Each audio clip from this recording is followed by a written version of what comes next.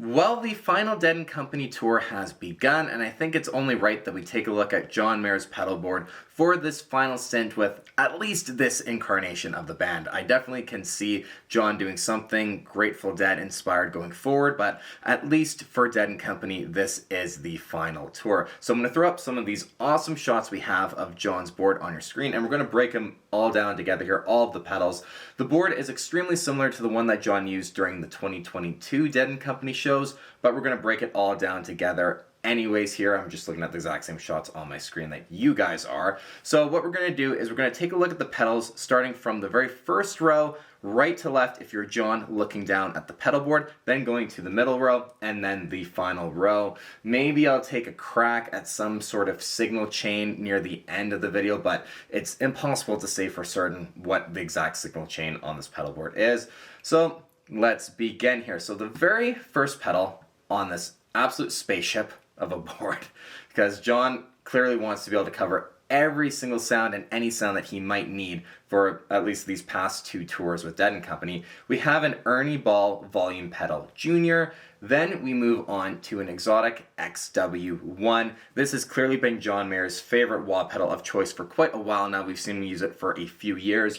Just the size of it alone is super convenient. It's not quite like a mini wah pedal where it can be very tricky to actually tilt it and get the exact sounds you want with that level of finesse when it's a smaller wah pedal.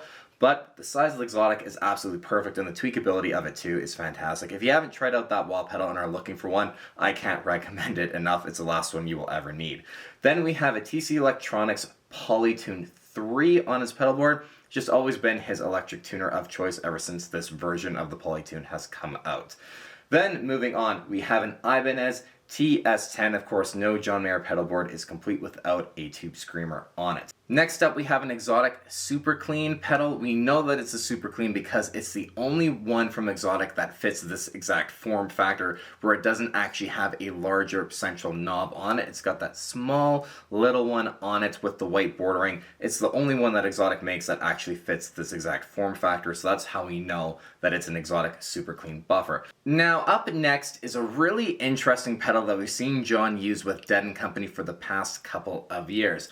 And essentially what it is a custom-built pedal from JHS. Now, what we believe that Josh actually built for John is essentially a dumbleator in a pedal format. Now, Alexander Howard Dumble had actually built a extremely rare kind of pedal formatted thing that was called a box later. Now, looking at the words that were on it, it kind of looked like it said something like a box of later, which definitely plays on the words a box later from the Dumble pedal, again, which is kind of a Dumbleator style thing. It's essentially a buffer and line driver sort of system. It's got a send and return knob on it. Very difficult to exactly tell how John is using this pedal, but we've seen it on the past few Dead & Company pedal boards, so clearly it's serving a purpose that requires it to be on the pedal board for the past couple of years.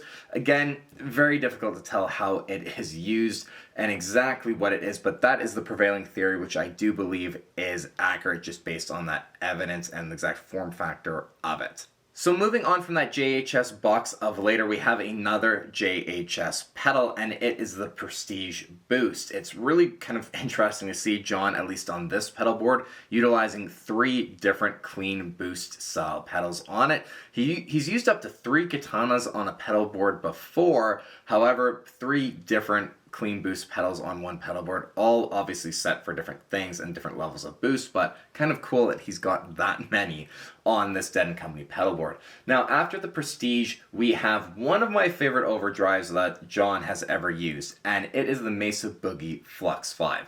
This thing's absolutely wild. It can do so much more than what John uses it for. I used to own one, and I sold it after I kind of was like, I'm not using it right now, so I might as well get rid of it, and I've definitely regretted it ever since and do plan on buying another one because the versatility and the tones you can get out of that thing is absolutely crazy. A lot of my favorite 2019 World Tour tones, in fact, were actually from this pedal being placed last in chain as part of a kind of 3 gain stage setup with the TS10, the Klon Centaur, and then the Mesa Boogie Flux 5 placed last for those big, large outro solo tones. That was a huge component of those tones back then. And yeah, I definitely have to get another one of those pedals. It's wild how versatile and high gain that thing can actually really get, or just nice and smooth overdriven style like the way John uses it. Now the very last pedal that's part of the board on the first row here is a Moog EP3 expression pedal.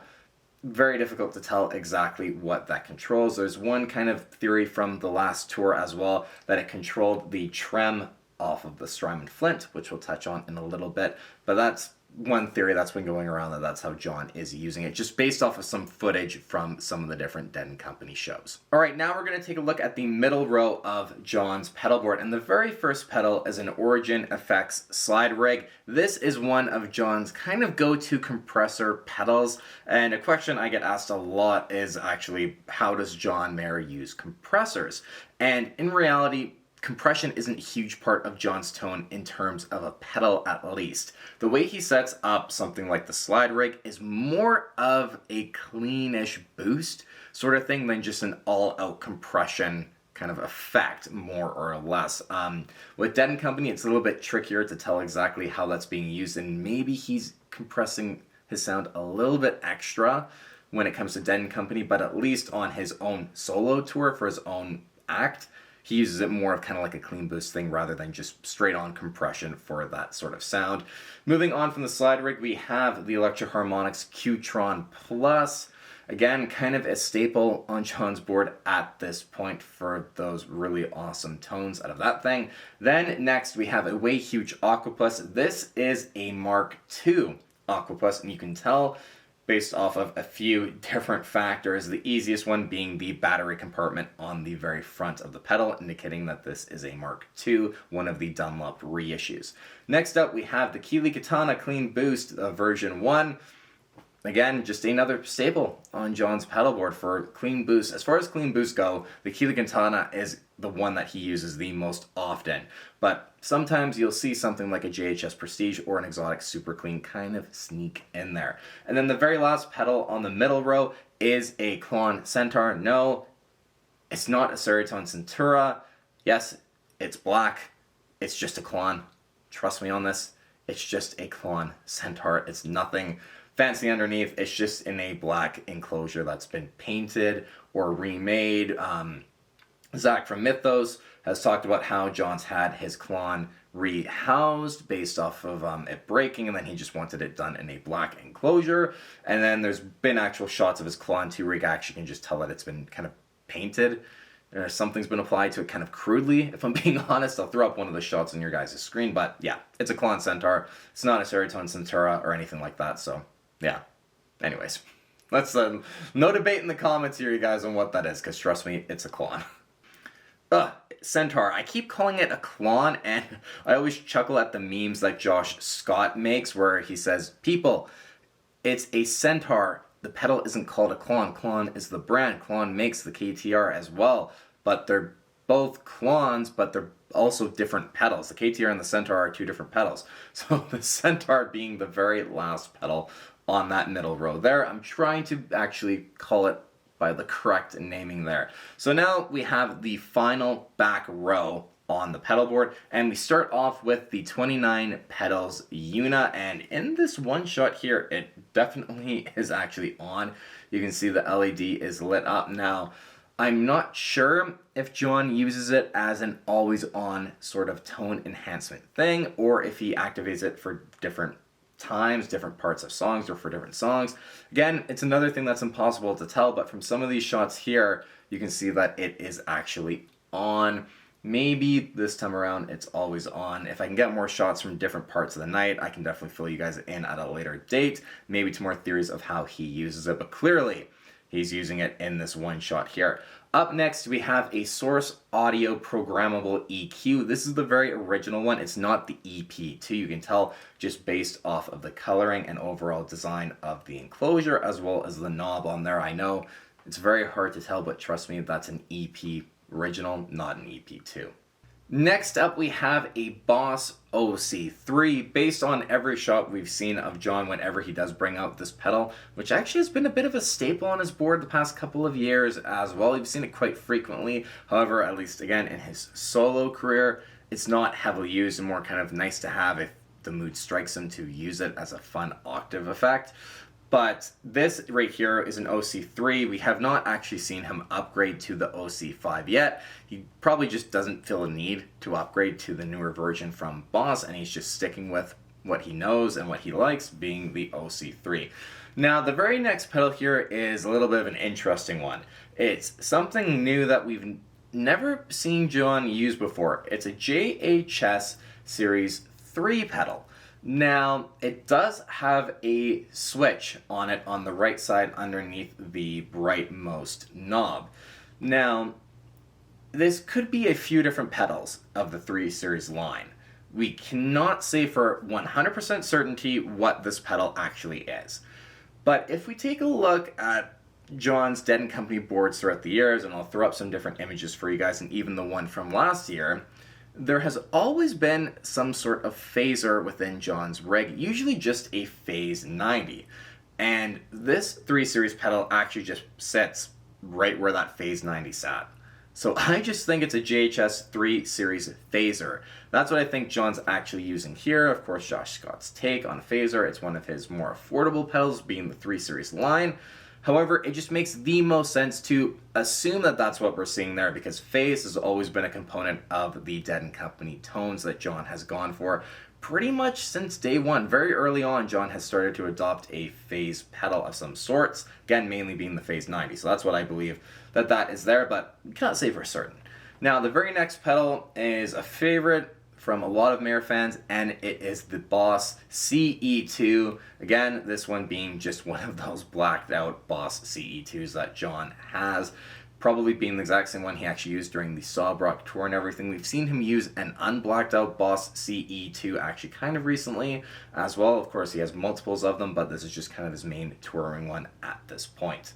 After that Boss CE2, we have one of John's current favorite digital delay pedals, being the Providence Chrono delay, between the tap tempo function and the screen on it being just a very user-friendly delay in a live setting especially. This is just one that John clearly keeps coming back to and consistently using, and I honestly can't see him moving away from anytime soon. So expect to see that on pretty much every mainline John Mayer pedal board, essentially from a few years ago to probably for a few more years at the very least.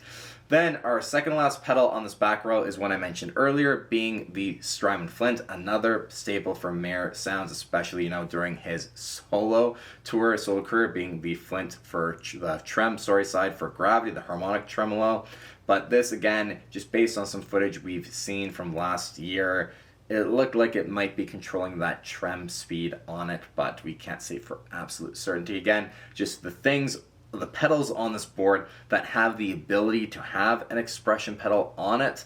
I believe that the Flint is also the only one. I'm pretty sure in saying that too, the Flint is actually the only one that has the ability to use an expression pedal. There's always a possibility that it could be controlling something in the rack, but it makes the most sense that it also would just be the Flint. And the very last pedal here is one that we've seen kind of come and go from time to time on Dead & Company boards of John's, and that is the Hammond Leslie G pedal, a really kind of cool and rare Leslie style pedal, and it's just made its way back onto his pedal board for the final Dead & Company tour. And that rounds off all of the pedals that John has on the pedal board. Now, I was actually going to get into the signal chain here, but what I'll quickly touch on is the rack unit in terms of pedals at least, and I'll throw up a shot which I believe is from the most recent Los Angeles performance, at least at the time of filming this video, and you can see a Universal Audio golden reverberator. That's been something that's very common in a lot of John's rack units lately, and then as well an exotic X blender. I have no idea how he's using that X blender in the rack unit, so your guess is pretty much as good as mine in the comments down below, but he's got one of those in the rack as well, as far as we can tell from some of the shots we just have at this moment. Alright, the very last thing I'm going to do for you all is to try and piece together some sort of signal chain. It's going to be really interesting to kind of piece this all together, and I'm going to do my best based off some evidence and just some guesswork here, just for fun, sort of deal, to kind of try and figure it out. So what makes the most sense to be in the very front is going to be the 29 pedals unit. That's just what that pedal was designed for, to be the very first thing that comes from your guitar going into a board. That makes the most sense. And even in some shots, you actually could kind of see the main lead cable going kind of back there, and it looks like it might just go directly into the 29 pedals unit. You can't actually see it, but you know, that is what kind of just makes the most sense in knowing that pedal. Now, there's a couple different ways we could go about the exact order here. For example, it could go something like the 29 pedals unit, then right into the source audio programmable EQ. Again, the EP1, not the EP2. John could do something like that.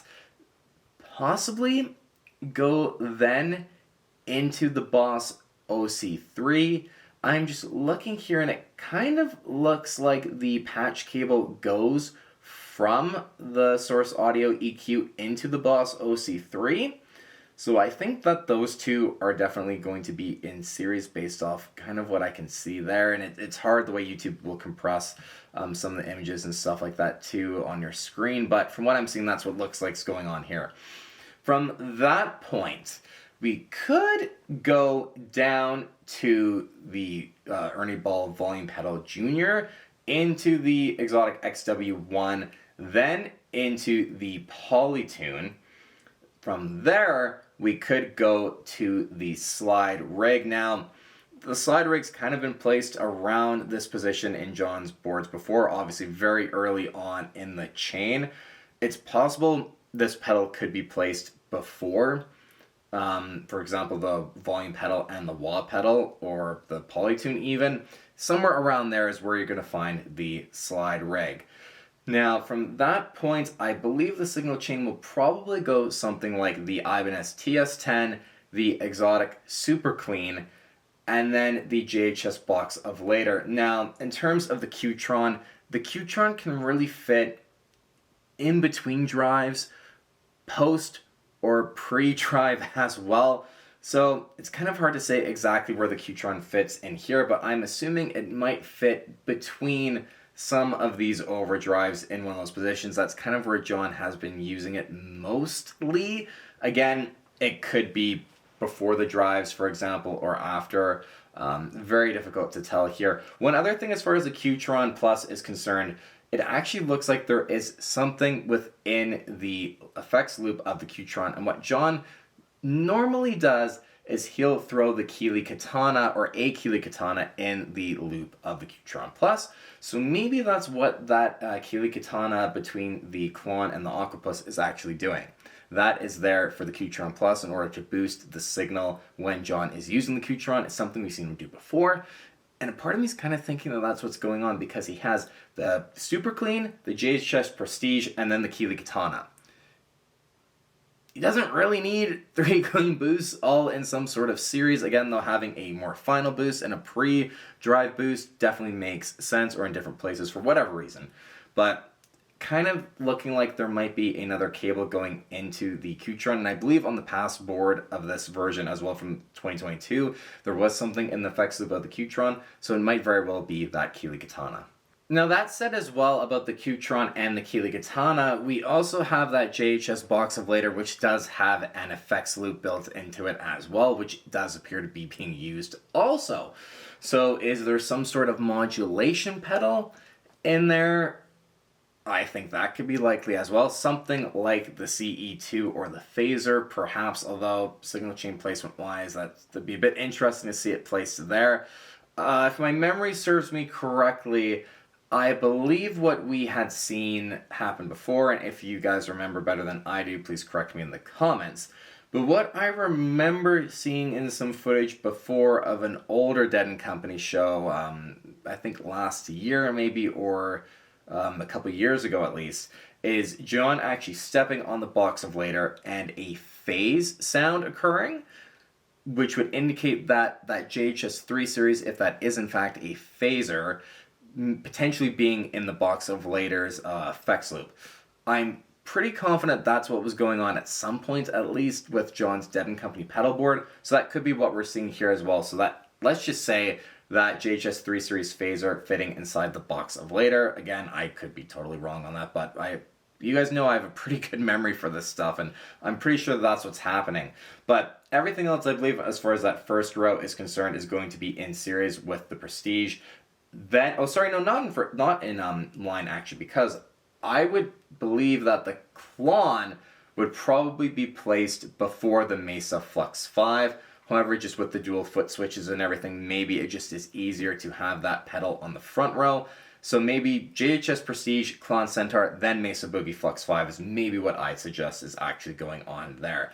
Then if we move on to the rest of the chain, I think it could be something like maybe the Boss CE2, then the Way Huge Octopus Mark II, then the Providence Chrono Delay, then the Strymon Flint, and then the Hammond Leslie G pedal NL, because I have a shot here of the back of John's pedal board, and you guys are looking at this one too, and it looks like, at least for sure, that the Chrono, the Flint, and the Hammond Leslie G are all in series from following the cables. Those three for sure look like they're all in series.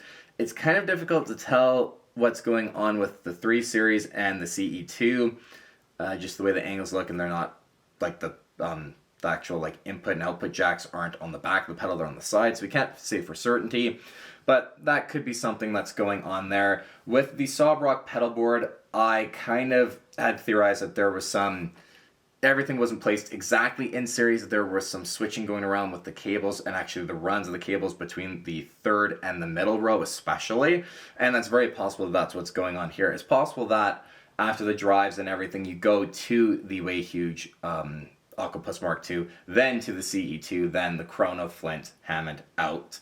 But part of me kind of thinks it wouldn't be unreasonable to just suggest for spacing wise that the Octopus fit better on that second row compared to the CE2, and then everything just was spaced out nice on the back row, and then you don't have everything kind of as a little bit more awkwardly placed, I guess, on that middle row, swapping them out just for the size, because that Way Huge pedal is a lot bigger than the Boss pedal, and would mean that everything is going to be tighter on that back row if the Octopus was on the back row instead of the CE2, for example. So that's kind of maybe why that is. Just trying to think. Again, I'm just throwing ideas out there for you guys. Let me know in the comments down below what you think, and feel free to take a crack at the signal chain too. But something like that is what I think is going on, if you guys could follow me kind of thinking out loud and working through it in real time here with you all. Something kind of like that. It's going to be close enough. Signal chain isn't, it's fun to take a guess at, but we'll never know for 100% certainty, so I did my best for y'all. So if you guys enjoyed today's video and want to see more John Mayer content, as always, please let me know anything else you want to see discussed on the channel in the future, because I try and base a lot of the videos that I have up and coming off of what you guys want to see as my audience. If you enjoyed the video, please give it a thumbs up as well. If you made it through all the way to the end of hopefully what isn't a super long video, please consider subscribing to the channel if you haven't already, and if you want to be notified when new videos of mine come out, please be sure to hit that bell button as well, because that's how you actually will be notified. Hitting subscribe isn't good enough at this point on YouTube. Kind of crazy how that works, but that's just how it works. And anyways, you guys, thank you so very much for watching today's video. Take care, and we will see you on the next one. Anyway, go ahead and click the subscribe button if you like what you see.